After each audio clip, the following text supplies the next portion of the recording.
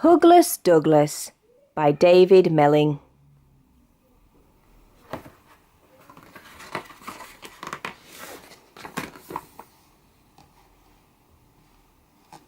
One spring morning, a big yawn came from the back of a deep, dark cave.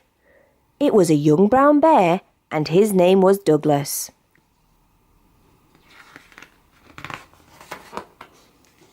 "I need a hug," said Douglas. So he wriggled out of his pyjamas, brushed his hair, put on a scarf, and went to look for one.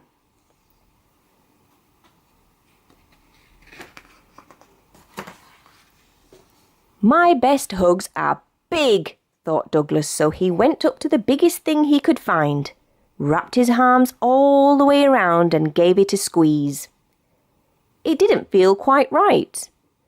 "Ooh," grunted Douglas, "it's a bit too heavy. Oof."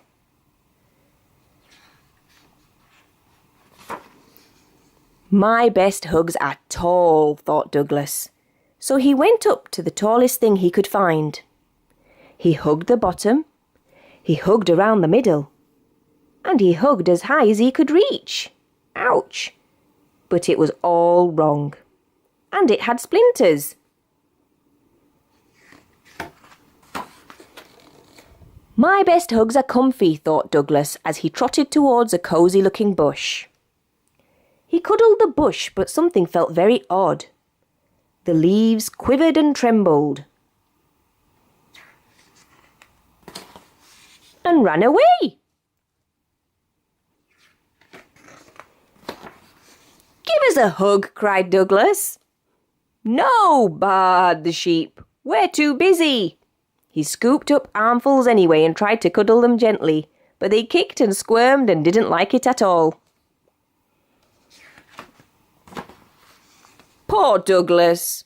Why can't I find a hug?" he said.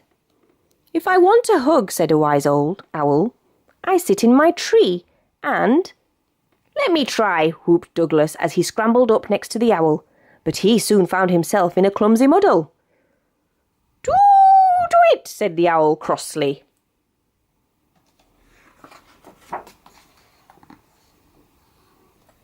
"I only wanted a hug," sniffed Douglas. "Perhaps there's one down here." He felt something long-eared and rabbity and gave it a tug. Douglas could tell the rabbit didn't want a hug. He sniffed again and without thinking, wiped his nose on the fluffy end. "Excuse me," shouted the rabbit. "Put me down." "But I need a hug," said Douglas, "and I can't find one anywhere."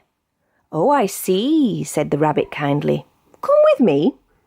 He took Douglas by the paw and led him round and about.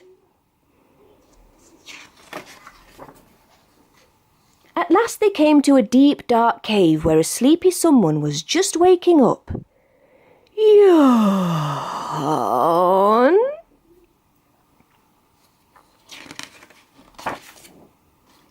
Douglas peeped inside.